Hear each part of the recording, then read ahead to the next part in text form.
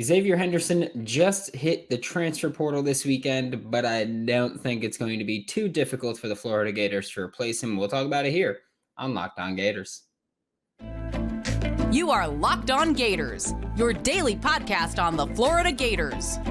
Part of the Locked On Podcast Network, your team every day.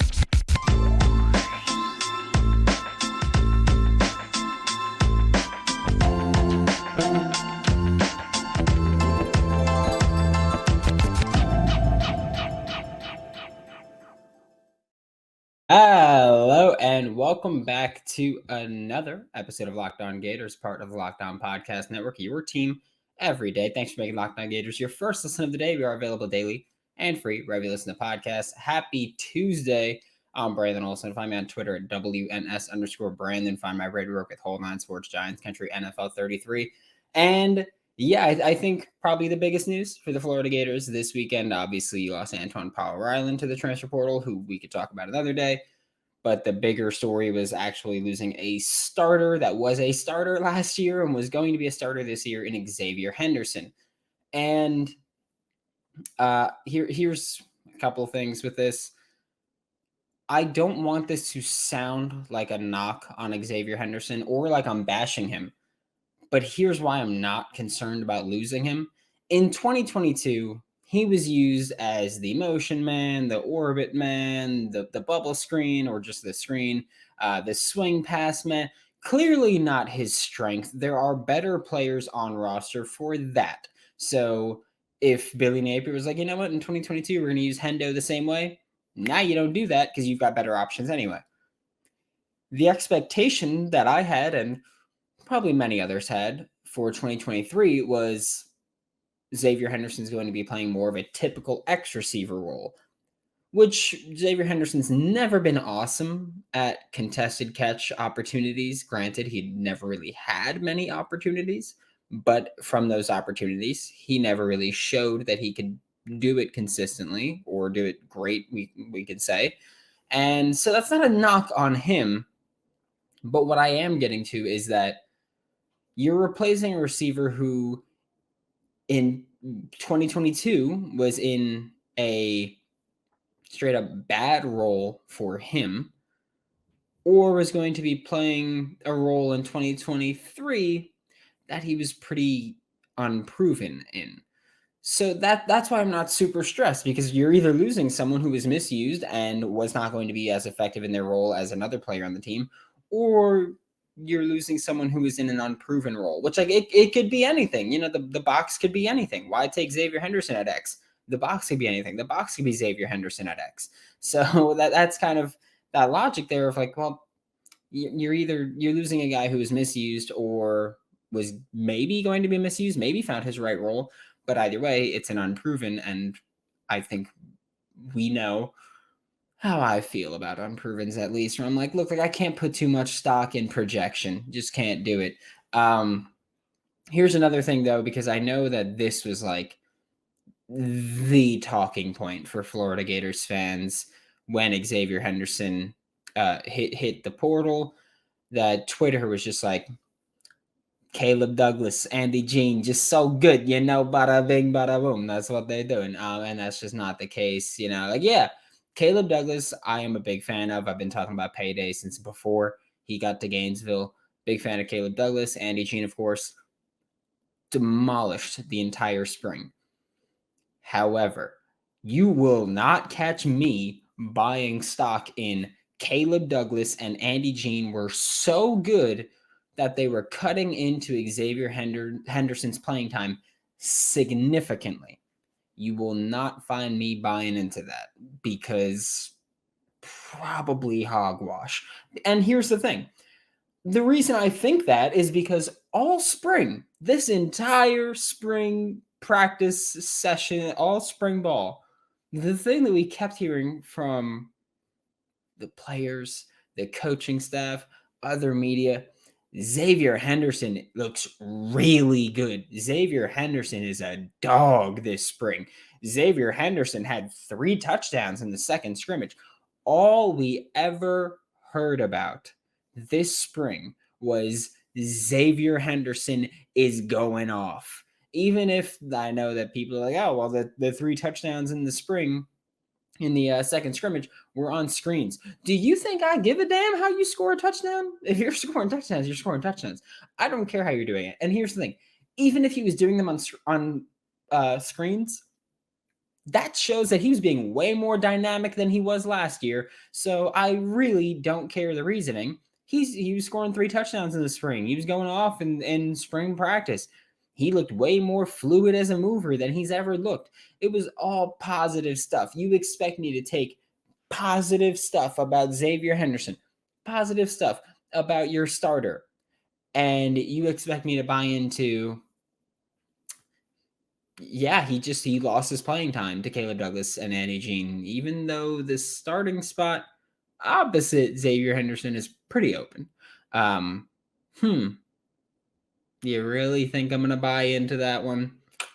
I don't do it. I don't do it. I may be a fool, but I'm no dummy.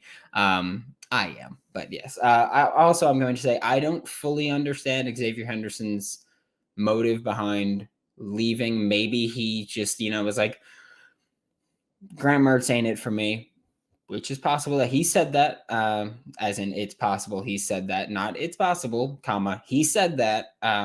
No, I'm saying it's possible he said that. It's possible that what I heard and what I buy mostly was that he wanted to be in an offense that's going to be more pass happy. Because you also have to understand, when Xzavier Henderson committed to the Florida Gators, he thought he'd be playing under Dan Mullen, which obviously was going to be a great passing offense. So he thought he'd be playing under Dan Mullen. So maybe he's like, hey, man, 2022, we ran the ball a lot. I thought we'd throw more in 2023, and I think we're going to run more in 2023. So I'm out. I know that the favorite's Miami right now. I know he's also been contacted by South Florida, Louisville, Pittsburgh has contacted him because apparently Taquan Underwood just loves Florida receivers. But yeah, I mean, look, losing Xzavier Henderson sucks. He's the most catches on the team last year, 3rd in receiving yards, 2nd in receiving touchdowns. However, 40% of those 50 catches came behind the line of scrimmage. So I'm not really going to get all torn up about, again, losing a guy who was either misused in 2022 and was going to be misused in 2023, or was misused in 2022 and was going to be unproven at a new role in 2023. So I'm not going to be like, I'm not going to rip my hair out over something like that, because that's just silly. We've been spending so much time talking about these great receivers are coming in. All right, prove it then, because now you have to. So that's where I'm at now, and I'm excited to see that. We'll talk about how Florida can replace Xzavier Henderson. But first, today's episode of Locked On Gators is brought to you by FanDuel Sportsbook. Let me tell you, NBA playoffs, MLB start to the season has been nothing short of insanely profitable. And I've been doing it all on FanDuel. I'm loading the app right now so that I can tell you what I did yesterday, because yesterday was a great day. I know that I had De'Aaron Fox 3 threes. I had Anthony Edwards 30 points. You know what pissed me off yesterday? I had Jamal Murray 3 threes, Michael Porter 2 threes, and Anthony Edwards 2 threes. And I initially had Jamal Murray 2 threes, Michael Porter 2 threes, and Ant 3 threes. And I was like, you know what? Jamal Murray's going to have 3 threes instead, and Ant's going to have 2. And so I flipped it. But Ant had 3 threes, and Jamal Murray shot 2 for 7 from 3. So I'm pretty pissed about that. But Francisco Lindor hit a double. That was great for me. Trae Young had, I think he finished with 50 points plus assists, but I bet over 34.5. So obviously that cashed. It was great. I've been having a blast. Go to FanDuel.com/lockedon to learn more. Thanks again for making Locked On Gators your first listen of the day. We are available daily and free wherever you listen to podcasts. And also, thank you for liking, subscribing, commenting, reviewing, joining the Locked On Gators Discord, which by the way, the link is in the description, and we've been talking about Xzavier Henderson in there since the news hit. So they've heard some of my thoughts, but I tried to save most of it for the show. But when you're talking about replacing Xzavier Henderson, I know that everybody goes, oh, Caleb Douglas and Andy Jean. Here's the thing. I go Caleb Douglas, Marcus Burke, because if you're looking for your more, again, let's work under the assumption that in 2023, Xzavier Henderson was supposed to play more of your stereotypical X receiver where like you just have to be tall, you have to be fast, and you have to be able to make contested catches, I think Caleb Douglas is clearly your guy, right? Like I think Caleb Douglas is clearly your receiver that you're talking about here. And here's the thing also where I don't want to look too much into it, but I will say that when we were talking about the Florida Pro Day earlier this month, and like Ricky Pearsall was not one of the receivers out there. I know that there were some receivers there were some Gators that had like lift and practice sessions, and maybe Ricky Pearsall was doing that. However, Caleb Douglas was out there. Caleb Douglas looked pretty good out there. And I mean, I think Anthony Richardson allowing Caleb Douglas to be out there when he didn't have to have receivers that were currently on the team out there, I think that should make you feel pretty good about how Anthony Richardson felt about Caleb Douglas. You know what else should make you feel good about Caleb Douglas? His film from last year.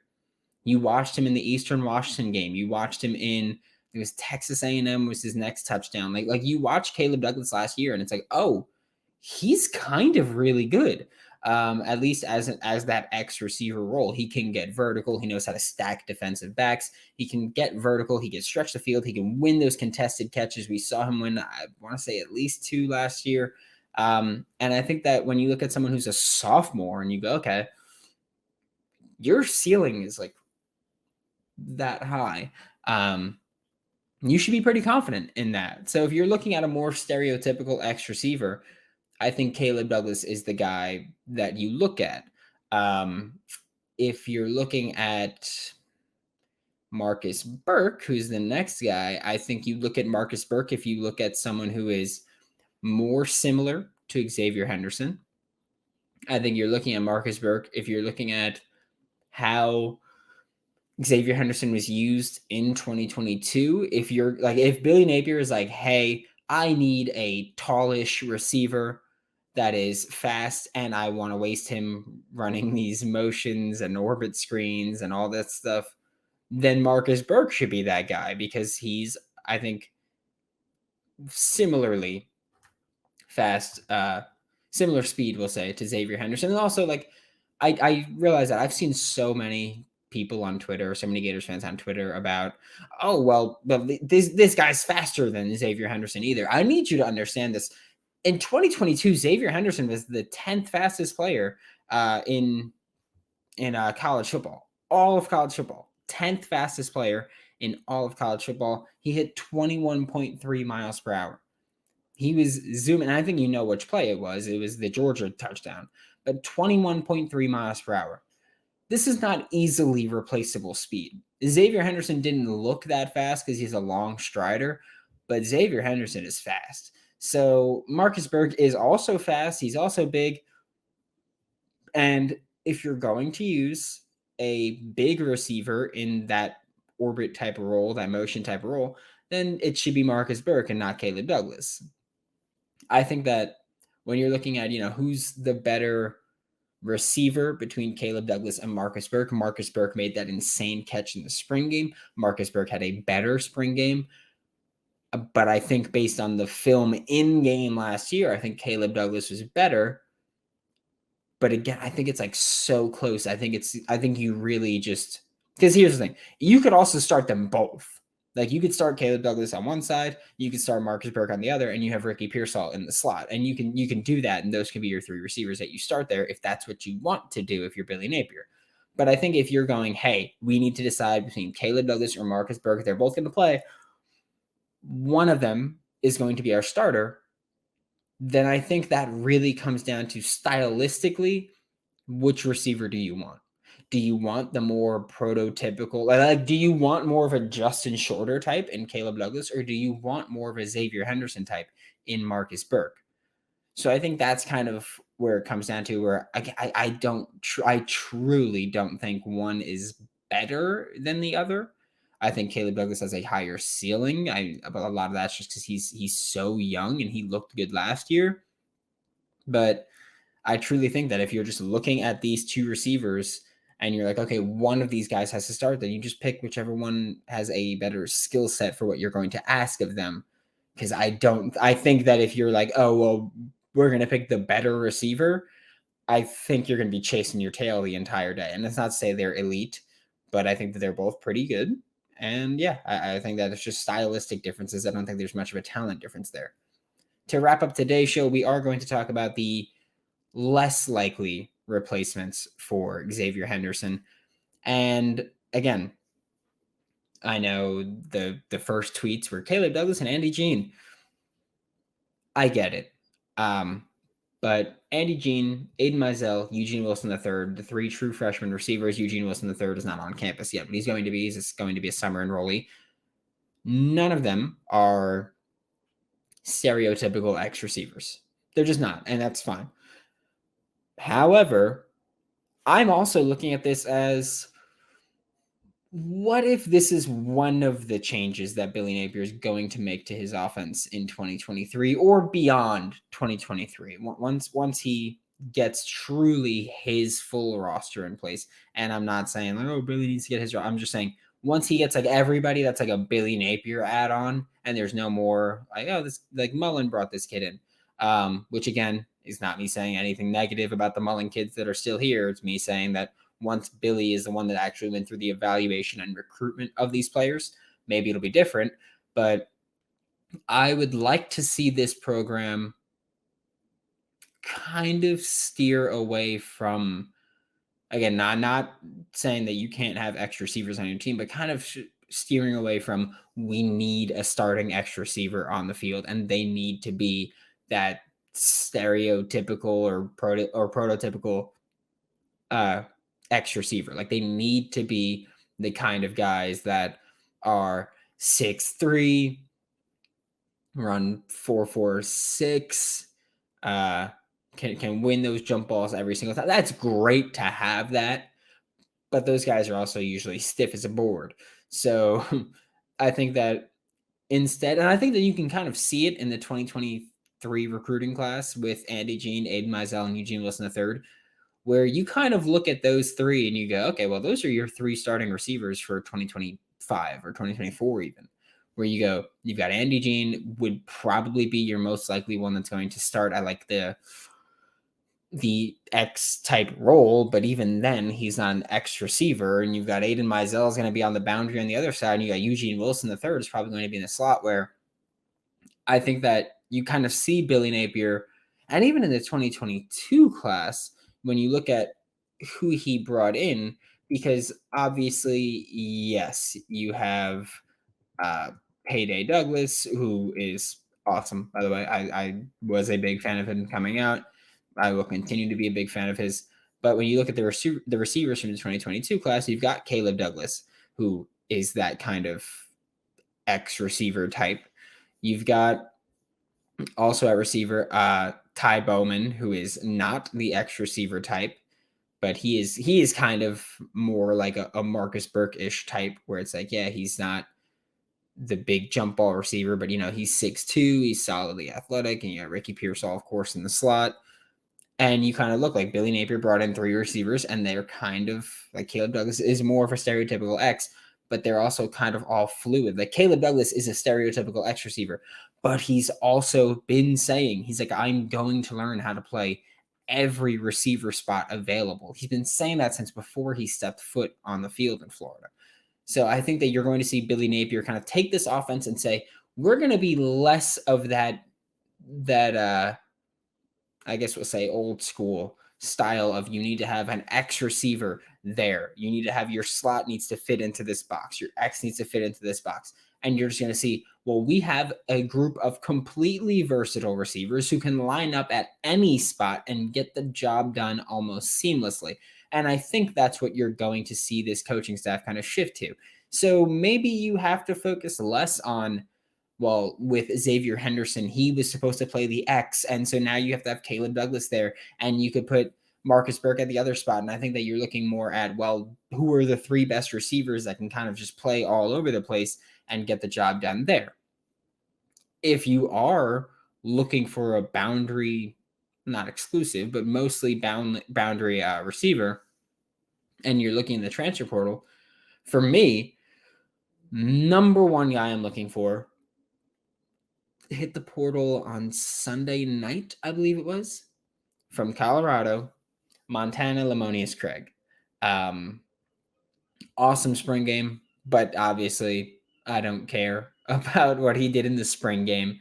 I don't care about what he did in spring ball because Lamonius Craig is someone who we have tape on. Like, he's not a freshman. I love that there's a lot of people on Twitter that are like, oh, this guy's going to be good for years. I believe he's got 2 years of eligibility left, so he's not going to be a great college receiver for years, unless by 4 years you mean 2 years, then maybe. But Montana Lamonius Craig, we'll see if he stays West Coast. He's a California kid, so not sure if he'd be willing to like relocate completely across to Florida, especially if it's like, well, what if USC wants him? He's a California kid and he's a receiver, and so there's that. But, you know, Dog Spring, yes. Great spring game, yes. But when you watch the tape from last year, Colorado was not a good football team last year. Everybody knows that. But when you watch Montana Lamonius Craig, you watch a guy who got targeted way more often than I think any Florida Gators receiver was while covered, which I'm going to check on that right now while I'm talking. But Montana Lamonius Craig was targeted 12 times on contested catches. He caught 8 of them. Florida last year had actually 2 receivers get targeted 12 times on contested catches. Justin Shorter, who caught 6 of them, and Ricky Pearsall, who caught 4 of them. So you've got, and also just fun fact, Dejon Reynolds, 3 contested catch targets, 3 contested catches. Ty Bowman, 1 contested catch target, 1 contested catch.